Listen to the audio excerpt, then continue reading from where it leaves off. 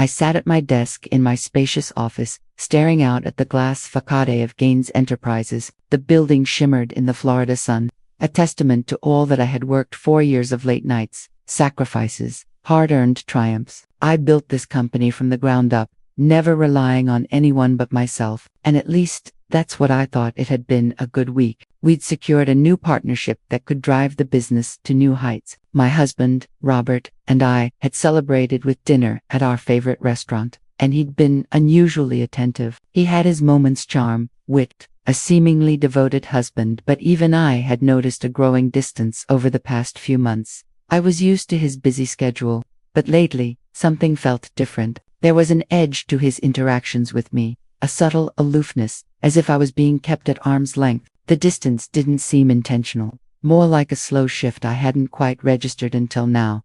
I had no idea how close we were to the storm breaking.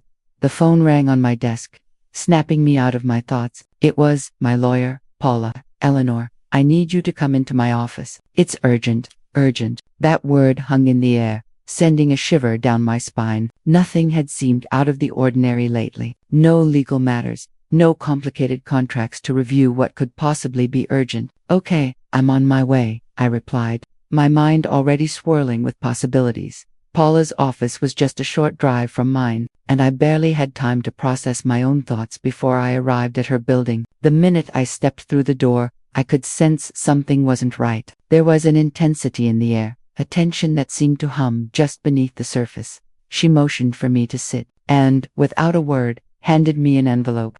"Open it," she said, her voice steady but with an undercurrent of something that made my stomach churn. I tore open the envelope and unfolded the documents inside. My hands trembled as I began to read. The first document was a memo drafted and signed by Robert. My eyes skimmed through the words, but they didn't make sense at first. I felt my pulse quicken as I reread it. The terms were clear. Robert had been secretly planning to hand over ownership of Gaines Enterprises to Claire, his mistress. My mind could barely process it, each sentence more shocking than the last. Not only had he been having an affair with Claire for months, but he had been laying the groundwork for her to take over my business. He had already made arrangements for the transfer of my shares, both upon my death and, disturbingly, potentially even before that. It was as if he had written me out of the will entirely, bypassing my involvement in the very company I had built. And this wasn't just a hypothetical. Robert had already filed papers with the bank, with my accountant, to ensure Claire could take control at a moment's notice. I looked up from the document, my heart hammering in my chest. "This can't be real," I whispered. Paula was quiet for a moment before responding. "It's real, Eleanor. I've double-checked everything. The documents are legitimate. Robert has been planning this for some time now. He's been in contact with Claire about the transfer." A pit opened in my stomach. The woman I had thought was just a fleeting distraction, a casual fling, was now the intended beneficiary of everything I had built. And Robert, the man who had stood by my side through it all, he was orchestrating my downfall.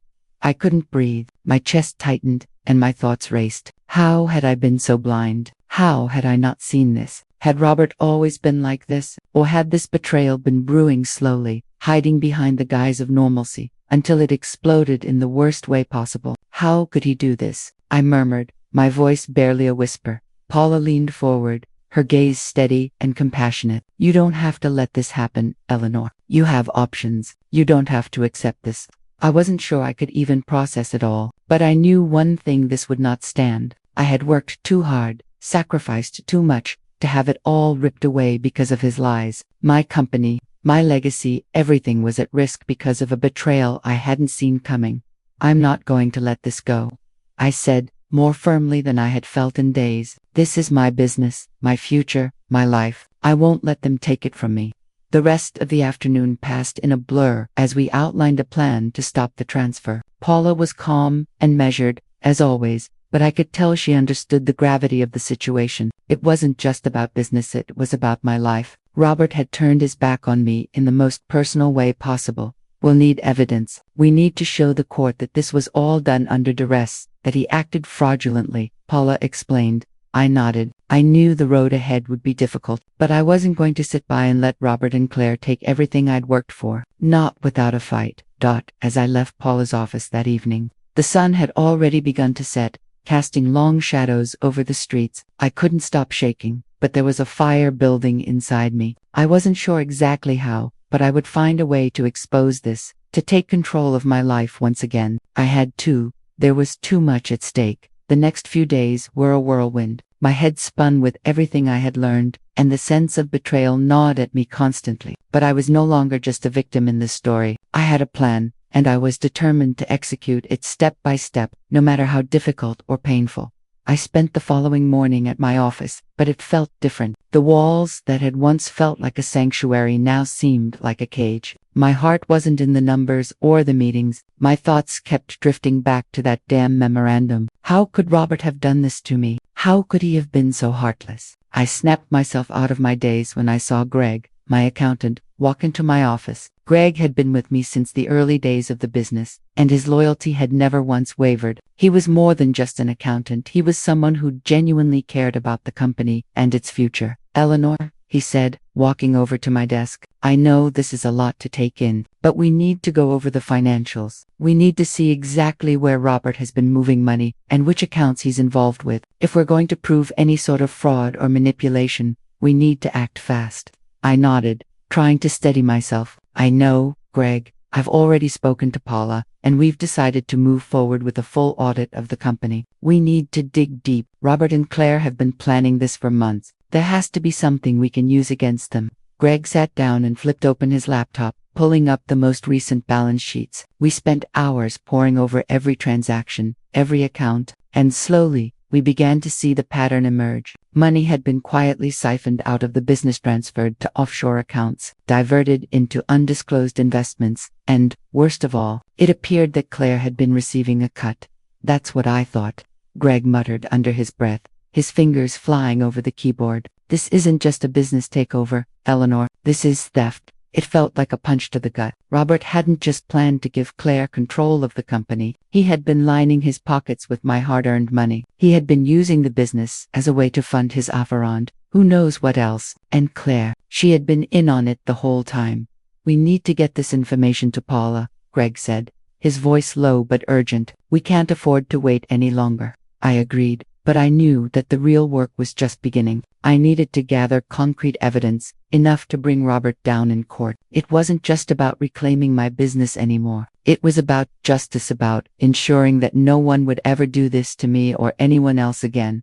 Scheduled a meeting with Paula that evening. We sat in her office, going over every bit of information we had uncovered. She was quiet, her face serious as she reviewed the financials and the documents Greg had gathered. "This is worse than I thought," Paula said, looking up from the papers. "Robert has been moving money under the guise of company expenses, funneling it into accounts that Claire has access to. There's no way he's going to get away with this. But we need more," I said, my voice tight. "We need a smoking gun. Something that proves Robert knew what he was doing was wrong. We need to show that he was planning this for a long time." Paula nodded. "We need to find a way to tie him to Claire's actions. We need something that shows their collusion, something they didn't expect us to find." We spent the next few days deep in investigation. I continued to focus on the company, even though my mind was consumed with thoughts of Robert's betrayal. Meanwhile, Greg dug deeper into the financials, tracking every cent. But we needed more than just financial fraud. We needed to catch Robert and Claire red-handed.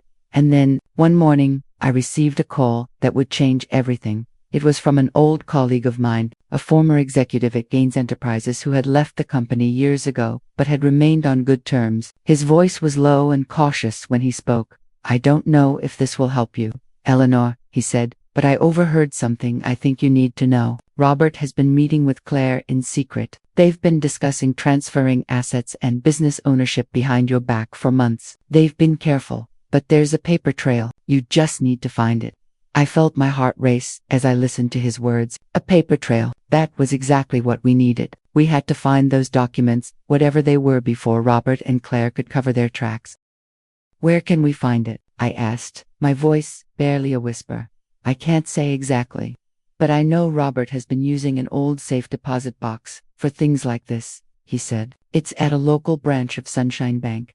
I think it's still open. You should go there as soon as you can." The wheels in my mind started turning. A safe deposit box. If Robert had been using it to store documents related to the transfer of the business, that was the break I needed. This was the evidence that could tip the scales in our favor. "Thank you," I said, feeling a surge of hope. I didn't waste another second. The next morning, I drove to Sunshine Bank, my heart pounding in my chest. This could be the moment that turned everything around. I couldn't get to the bank fast enough. My hands gripped the steering wheel with a mix of excitement and dread as I drove through the streets of Florida, heading toward the Sunshine Bank branch, where my husband had hidden the documents that could ruin him. The drive felt longer than it actually was, my mind replaying the conversation with my old colleague. He hadn't been able to tell me exactly what was in the box, but he was certain that it contained vital information. The more I thought about it, the more I realized just how crucial this was. If I could get into that box and find the paperwork Robert had tried so hard to hide, I could not only stop the transfer of the company, but expose the depth of his betrayal. It was the breakthrough I had been waiting for. As I pulled into the parking lot, my pulse quickened. Sunshine Bank wasn't busy at this time of morning, but the few customers there moved quickly, heads down, business as usual. I stepped into the cool lobby and approached the counter, where an elderly woman with soft glasses greeted me. "Good morning, ma'am. How may I assist you today?" she asked, her voice pleasant and professional. "I'm here to access a safe deposit box," I said, trying to keep my voice calm. "It's under the name of Robert Gaines." The woman's fingers danced across the keyboard, and after a few moments, she looked up at me with a knowing smile. "Mr. Gaines, yes, of course. I'll just need to verify your identity before we proceed." I handed over my driver's license, my heart pounding. As she confirmed my information, I took a deep breath, trying to steady my nerves. It wasn't just any ordinary safe deposit box. It held the key to Robert's deceit. Whatever was inside could be the turning point in this war I hadn't asked for but was now determined to win. "All right," the woman said, handing me a key. "You're all set. Follow me, please." She led me down a narrow hallway toward a set of heavy metal doors, and my mind raced. Every footstep felt like a drumbeat in my chest. The box was just ahead. If this was truly the smoking gun we needed, everything would change. We reached the row of deposit boxes, and the woman inserted the key into the lock of the designated box. I felt a tight knot in my stomach as the metal door slid open with a soft click. Inside, there were several manila folders, papers scattered haphazardly across the bottom. Without a word, I bent down and began to sift through the contents, my heart in my throat as I pulled out the first folder. My hands shook as I flipped it open. The documents inside were just as I had feared and hoped. There were pages of legal agreements, contracts, and memos outlining Robert's plan to transfer control of the business to Claire. My stomach twisted as I read the words. Not only was Claire set to take over the company upon my death, but Robert had also included clauses that would allow her to seize assets and properties during my lifetime, if anything were to happen to me, an accident, a health crisis, any plausible scenario that could get me out of the picture. I skimmed through more pages. There were details on secret meetings, communications between Robert and Claire that hadn't been made public. There was even evidence of offshore accounts being set up to funnel business profits into Claire's name. It was all laid out, clear as day. This was the proof I needed. This wasn't just a betrayal of marriage, it was a betrayal of everything I had built. And Robert had done it with calculated precision. The lies, the manipulation, the years of hiding in plain sight, all of it came to light in that small, dimly lit bank vault. I closed the folder and slipped it into my bag. "Thank you," I said, forcing myself to sound composed as I turned to the woman behind the counter. She smiled politely, as if the weight of my discovery was invisible to her. I nodded curtly and walked out of the vault, clutching the key to Robert's downfall. When I returned to my office, I didn't waste any time. I immediately called Paula and Greg, and we met at the office to review what I had found. The shock was still fresh, but there was a clarity now. Everything made sense. Robert hadn't just been planning a betrayal. He had been setting up a scheme to steal everything from me. Paula examined the documents carefully, her eyes narrowing as she turned each page. "This is rock solid, Eleanor. We've got him. These contracts, these accounts. This is proof of fraud, of conspiracy. Robert and Claire's entire plan is here." Greg was just as serious. "We need to go public with this, Eleanor. The sooner we get these documents to the authorities, the better. This isn't just about stopping the business transfer anymore. This is about making sure Robert faces consequences." I sat back in my chair, my mind spinning. For the first time in days, I felt a small sense of relief, but there was still so much work to be done. I couldn't allow Robert to destroy me or my business. He had underestimated me, and now I was going to make him pay. But as I began to strategize, a thought lingered in the back of my mind. What if Robert had anticipated this? What if he had already covered his tracks even further? Could I really trust the evidence I had uncovered, or was I walking into a trap of his making? The days that followed felt like a strange blur. We were moving, quickly gathering evidence, preparing to go public with the documents I had uncovered. There was a fire in me now, a determined resolve that I hadn't felt in a long time. Robert had underestimated me. I would make sure of that. But as the wheels of my plan started turning, an unexpected setback shook me to my core. It all began the day we were set to meet with Paula's team to review the evidence one last time. I was in the office, finalizing the documents we would be presenting to the authorities, when the phone rang. It was a number I didn't recognize,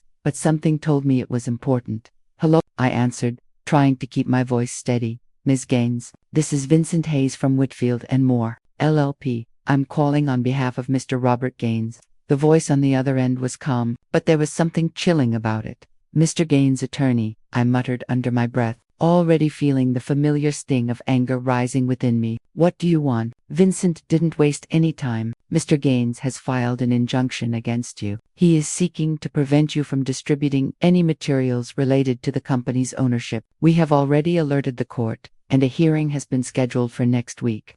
I felt a jolt of shock shoot through me. "What are you talking about? I'm not distributing anything yet. I haven't made a move. I'm simply gathering evidence to protect my interests." "I suggest you consult with your own attorney, Ms. Gaines," Vincent said coolly. "But be advised, this is serious. If you move forward with exposing these documents, there will be significant legal consequences." The line went dead before I could respond. I sat there, stunned, staring at the phone in my hand. Robert had already filed an injunction. He had anticipated my every move. How could I have been so naive? I immediately called Paula. "We've got a problem," I said, my voice trembling slightly. "Robert's attorney just contacted me. He's filed an injunction to stop me from going public with the documents." Paula was silent for a long moment before replying. "He's moving quickly, Eleanor. This is a calculated move on his part. He's trying to freeze you out before you can make your move. But don't worry, we'll fight this." I felt a flicker of hope at her words, but it was brief. I wasn't sure how much time I had left. The thought of Robert, of Claire, controlling the company I had worked so hard to build it, made my blood boil. But now, it was no longer just about the betrayal. It was about power, legal, financial, and personal. That we met that evening to discuss our next steps. Paula had already scheduled an emergency meeting with a judge, hoping to get a temporary restraining order to buy us some time. But as the hours passed, it became clear that Robert's legal team was prepared for this fight. They had an arsenal of tactics at their disposal, and they were going to use every one of them.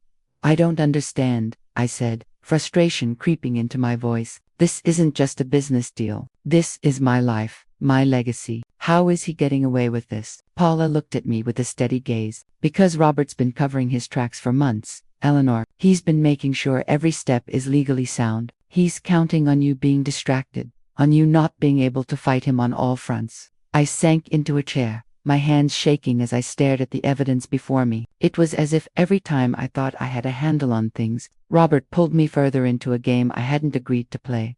"We need to think strategically," Paula continued. "We can't fight him on every front at once, but we can focus on the most important thing, the documents. If we can prove that he's been operating fraudulently, we can get the court to recognize the full extent of his actions." I nodded slowly, trying to process everything. The fight was far from over, but Robert was good. He was manipulating the legal system, using his resources to buy time. I knew we couldn't let him keep control of the narrative. That night, I didn't sleep much. I kept turning the same thought over and over in my mind. How could Robert have been so prepared? He had always been a businessman, but this was something else entirely. It was as though he had planned for every possible outcome, every move I would make. How could I have been so blind to his true nature? The next morning, Paula and I met with our legal team. We needed to devise a strategy to counter Robert's injunction and expose the documents, no matter the cost. But just as we began formulating a plan, the door to the conference room opened, and my world was once again turned upside down. Greg, my accountant, walked in looking grim. "Eleanor, we've got a problem, a big one." I frowned, concerned. "What now?" Greg handed me a printout. It was a copy of a bank statement, one I didn't recognize at first. "This just came through. It's a transfer from the company's account to Claire's account. A significant amount, and it's not just a one-time payment, it's recurring." I felt my breath catch in my throat as I stared at the numbers. It wasn't just a bribe or a kickback. It was a full-on scheme to siphon funds from the company directly into Claire's hands. This was bigger than I thought. I looked up at Paula, my mind racing. "This changes everything, doesn't it?" Paula nodded slowly.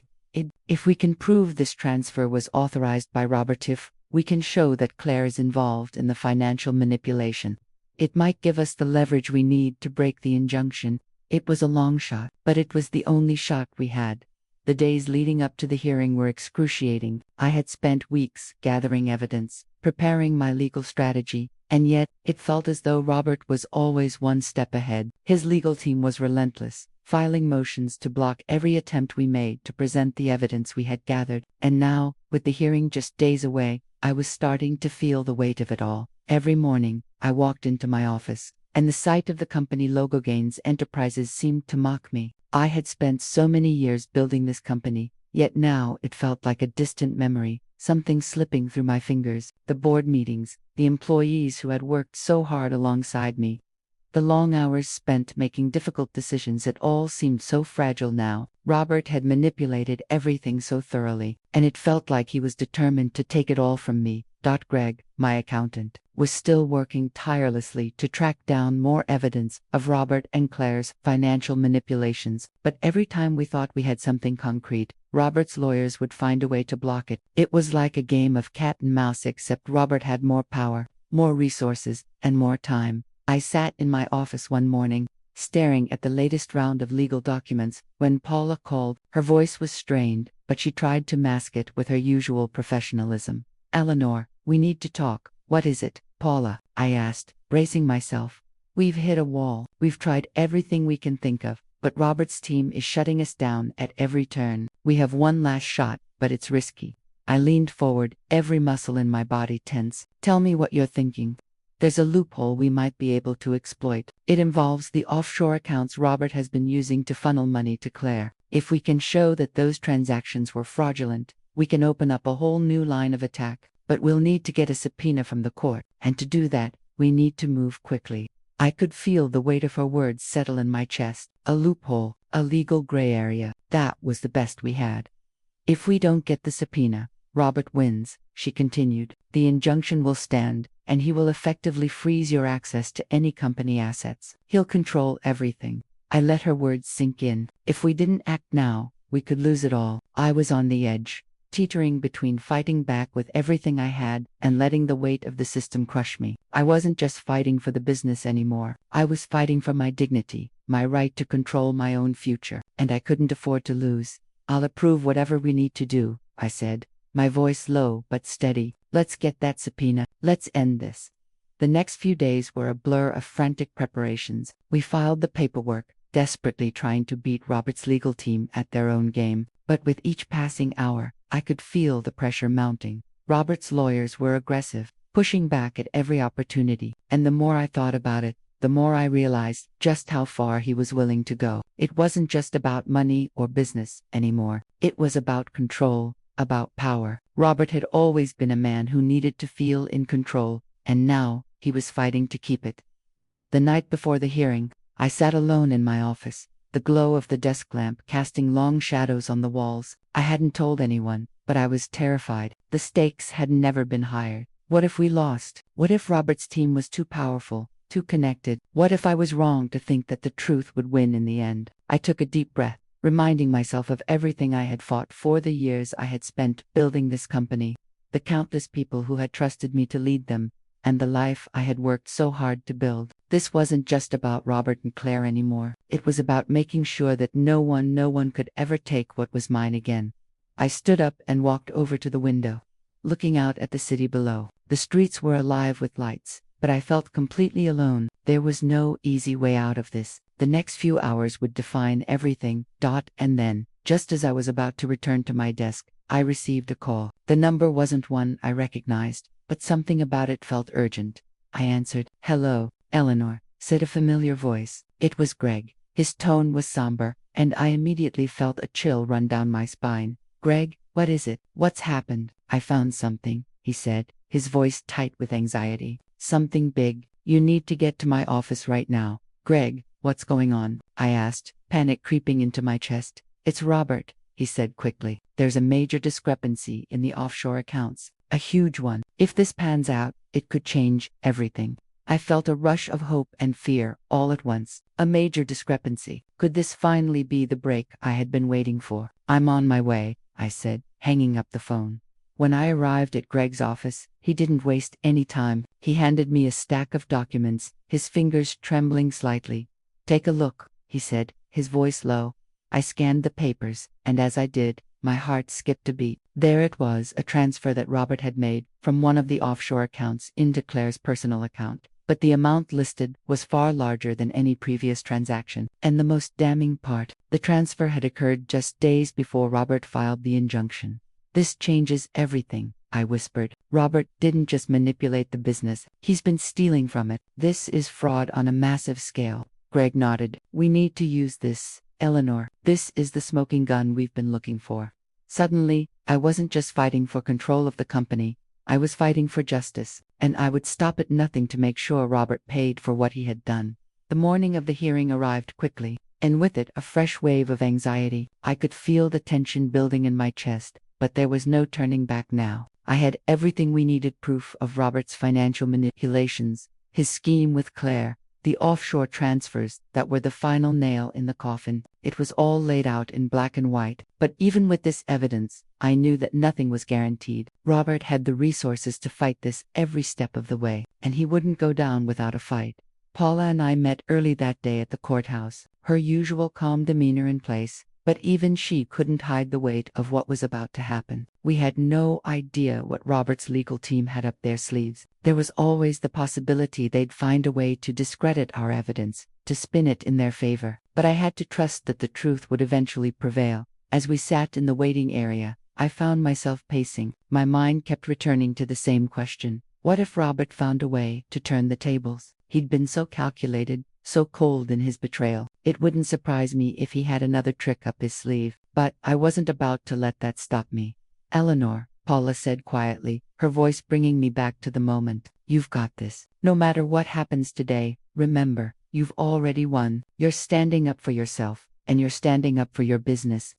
I nodded, though I wasn't sure I believed it myself. All I could focus on was the hearing ahead. The courtroom doors opened, and we were called in. Inside the courtroom, Robert sat at the front with Claire beside him, their expressions cold and composed. They both looked like they had rehearsed every move, every word, and for a brief moment, I wondered if they had. Robert had always been a man who thrived on control. Seeing him here, in a place where his lies were being exposed, felt like a small victory. But I knew the battle wasn't over yet. We sat across from them, our legal team ready, documents stacked neatly in front of us. The judge, an older man with silver hair and a stern face, glanced between both sides before clearing his throat. "I understand the urgency of this case, so let's proceed," he said. "Ms. Gaines, your team will present first. Please, go ahead." I stood up, my heart racing, but I forced my nerves to stay under control. This was the moment I had prepared for. I had spent weeks gathering evidence, strategizing, and now it was time to speak my truth.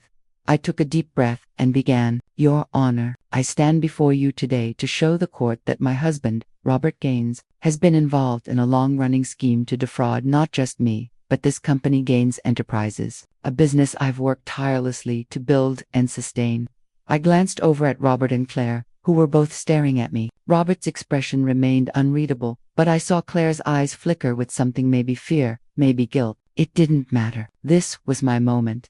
"I present here evidence that Robert and Claire have been colluding to transfer the ownership of the company to Claire without my consent, without my knowledge," I continued, turning to hand the first set of documents to the judge. "These transfers, these offshore accounts, it's all part of a plan to steal from me, a plan that Robert executed with full knowledge that it was illegal." I could feel the tension in the room tighten. I watched as Robert's lawyer stood and motioned for a recess. But the judge raised his hand to stop him. I will not allow you to derail this, the judge said firmly. Proceed, Ms. Gaines. I kept my composure, focusing on the evidence in front of me. Here are the bank statements showing the unauthorized transfers to Claire's account. These are signed by Robert, showing his explicit involvement in this scheme. The courtroom was silent as the documents were passed around. Robert's lawyer tried to object, but the judge overruled him. The evidence spoke for itself. As we moved through the hearing, I could feel Robert's power slowly slipping away. His smugness was replaced by frustration as each document, each piece of evidence, was presented. His team had no answers. They tried to argue that the transfers were legitimate business expenses, but the numbers didn't lie. The offshore accounts, the illegal payments, everything was laid out clearly, and it was undeniable. But just as I thought we were nearing the end, Robert's attorney threw a curveball. We have one final piece of evidence. Your Honor, the lawyer said, standing up with a confident smirk, we have proof that Ms. Gaines signed off on the business transactions, including the transfers to Claire's account. The defendant has been part of the decision-making process all along. I felt the blood drain from my face. No, this couldn't be happening. I hadn't signed any documents related to those transfers. Robert had forged my signature. He had tried to cover his tracks, and now, his legal team was trying to twist it in their favor. Paula stood up immediately. Your Honor, I object. Ms. Gaines has never signed any such documents. We can provide proof that her signature was forged. I could hear the tremor in Paula's voice, but she remained calm and composed as she presented evidence showing the forged documents. I glanced over at Robert, whose face was now flushed with anger. He had underestimated me at every turn, but this was a mistake that would cost him everything. The judge looked at the evidence and then back at Robert's lawyer. I find this new evidence to be highly suspect, especially in light of the prior documents presented. I will be considering this carefully, but I am inclined to believe that the defendant has been operating outside the law. The weight of those words hit me like a wave. Robert's hold on the company was slipping. I could see it in his eyes. He was beginning to lose his grip. The courtroom was thick with tension as the judge took a moment to consider the evidence. I could feel my heart pounding in my chest, each tick of the clock echoing in my mind. I'd fought so hard to get here, to expose Robert's deceit, and now the final decision was in the hands of the judge. But despite all the evidence we had gathered, there was still a gnawing uncertainty at the back of my mind. Robert's legal team was reeling, their confident facade now shattered. The forged documents, the offshore transfers, the manipulation of company assets, it was all there, plain as day. But Robert was a skilled strategist. He had been playing this game for years, and I knew that if there was any way for him to twist the truth in his favor, he would find it. As the judge returned to the bench, I held my breath. My lawyer, Paula, was by my side, her face set in a grim line. We had done everything we could. All we could do now was wait for the verdict. Ms. Gaines, the judge began, his voice firm and deliberate. After reviewing the evidence and considering the arguments presented by both sides, it is clear to me that there has been extensive manipulation and deceit on the part of the defendant, Mr. Robert Gaines. I felt a wave of relief wash over me, but I didn't dare let myself believe we had won yet. The judge's next words were critical. Mr. Gaines, I find that you have not only forged documents, but have also committed a series of fraudulent actions with the intent to misappropriate company assets for your personal benefit and that of your associate, Ms. Claire Jennings. Robert's face twisted in fury, his eyes narrowing as he glared at me. Claire, seated next to him, looked pale, her eyes wide with panic. The courtroom was still as the judge continued. Because of these actions, the judge went on, I am issuing a temporary restraining order to prevent the transfer of any further assets from Gaines Enterprises to Ms. Jennings. Additionally, I will be ordering a full forensic audit of all business transactions associated with the defendant, and the matter of financial restitution will be determined in a subsequent hearing. A murmur rippled through the courtroom, and I allowed myself a breath. The tide was turning. Robert and Claire hadn't won. In fact, it seemed as though they had lost everything. But the judge wasn't finished. Finally, he continued, I am instructing law enforcement to investigate Mr. Gaines for possible charges related to fraud and conspiracy. I will also ensure that the relevant authorities are informed of the forged signatures. I could hardly believe my ears. This wasn't just a corporate matter. This was criminal. Robert had crossed a line he couldn't come back from. The consequences were no longer just financial, they were personal. legal, and damning. Robert's face reddened as he stood, his hand gripping the edge of the table in front of him. His jaw was clenched so tightly I thought it might break. Claire, too, was shaking, her hands nervously twisting in her lap. I couldn't help but feel a surge of satisfaction. The truth had won, and Robert was finally going to pay for what he had done. "Mr. Gaines, Miss Jennings," the judge said, his voice cutting through the silence, "you will remain in court for the remainder of the proceedings. There are further matters to be discussed regarding the future of the business and its assets." As I walked out of the courtroom, the weight of what had just happened began to settle in. The relief was overwhelming, but I knew the battle wasn't completely over. The restraining order was only temporary, and the forensic audit would take time. But for the first time in months, I felt like I was in control again. Robert's grip on my company was gone, and that was only the beginning.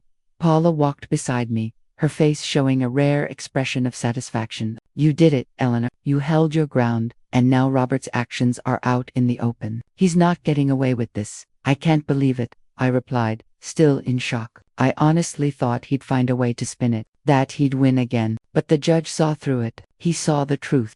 Paula smiled faintly. "Justice has a way of catching up with people, especially when they think they can manipulate the system."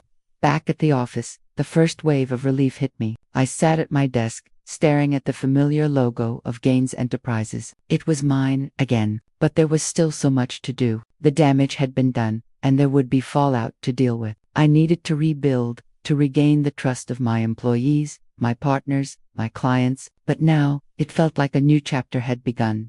I picked up the phone and called Greg, letting him know what had happened. He was elated, but I could hear the exhaustion in his voice. We had been through a lot together, and now it was time to focus on what came next. As the days passed, I kept my focus on one thing, making sure Robert and Claire paid for their actions, but also making sure Gaines Enterprises survived and thrived once again. The company had been my life for so long, and I wasn't going to let anything destroy it. Not Robert, not Claire, and certainly not the lies they'd tried to bury me with. The days that followed the hearing were a whirlwind. The weight of everything I'd been through hit me in waves. The courtroom victory had been a crucial step, but now it was time for the aftermath. Robert's world was beginning to fall apart, and the repercussions were far. His criminal investigation was underway, and the news of his fraudulent actions spread quickly, devastating his reputation. As for Claire, her involvement in the scheme was exposed, and she was left to deal with the fallout of betraying a trusted businesswoman and her own conscience.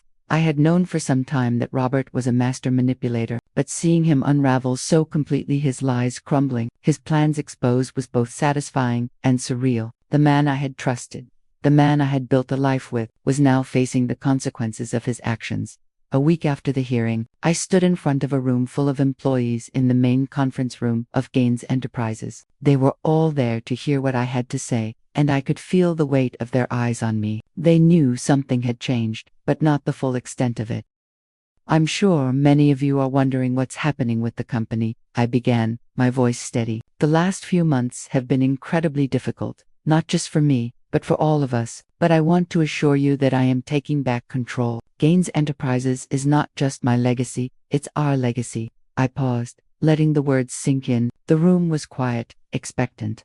Robert Gaines has been involved in a series of fraudulent actions that sought to undermine the very foundation of this company. He has been removed from any position of authority, and he is facing legal consequences for his actions. I want to thank each of you for your continued hard work and dedication during this difficult time. The company will remain open, and I will ensure that it continues to grow. The employees began to clap, some visibly relieved. I could see their faith in the company returning. For months, it had been uncertain. Would the company survive Robert's sabotage? Would we have to close our doors? But now, they could see that we would move forward, and so could I. Meanwhile, Robert's downfall was swift and unrelenting. His business contacts cut ties with him, and the public fallout from his fraudulent activities was catastrophic. The criminal charges brought against him were just the beginning. There were lawsuits, creditors knocking at his door, and a tarnished reputation that would follow him for the rest of his life. Claire, too, found herself caught in the wreckage. She was named in several lawsuits related to the financial manipulations, and although she hadn't been criminally charged yet, her involvement had left her with few options. She tried to rebuild her life, but the damage was done. Her relationship with Robert had been exposed for what it was: a greedy, opportunistic affair that had cost them both everything. I didn't take pleasure in their downfall, but I also didn't feel sympathy. They had made their choices, and now they would face the consequences. There was nothing left for me to do but focus on what I had left: the business, my employees, and my future. Months later, as I stood in my office once again, I couldn't help but reflect on how much had changed. The courtroom had been just the beginning. The true victory wasn't just in exposing Robert's betrayal or reclaiming my company. It was in rediscovering my strength. I had spent years living in the shadow of a man I thought I could trust, but the truth was, I was stronger than I had ever realized. Gaines Enterprises was thriving. We had streamlined our operations, secured new partnerships, and were beginning to expand again. My team was more dedicated than ever, and the company's reputation was on the rise. More importantly, I had regained something I had lost long ago: peace of mind. The stress and uncertainty that had once consumed me were gone, replaced by a new sense of control and purpose. The following week, I met with Paula and Greg in my office, and we discussed future plans for the company. "Eleanor, I have to say," Paula began, her eyes twinkling with approval, "I'm proud of how you handled everything, not just the legal side of things, but how you turned the company around. I knew you had it in you, but it's remarkable." I smiled, but it wasn't from pride. It was from something deeper. "I couldn't have done it without you both. But I'm not done yet. We have so much more to accomplish."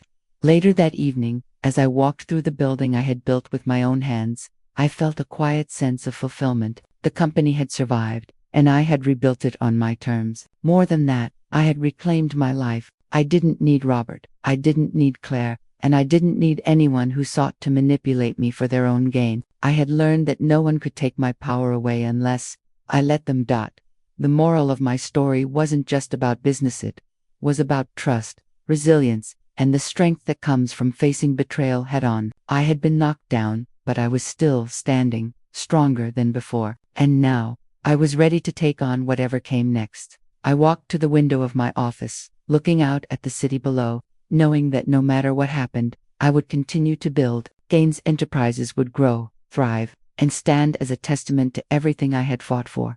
Author's note: in the end, this story is a testament to the power of resilience and self-determination. Eleanor's journey wasn't just about reclaiming her business, it was about rediscovering her own strength in the face of betrayal. While Robert and Claire faced the consequences of their actions, Eleanor moved forward with dignity, proving that even in the darkest moments, there is always a path to redemption and growth. The greatest victory isn't just about winning, it's about finding the courage to keep going, no matter what.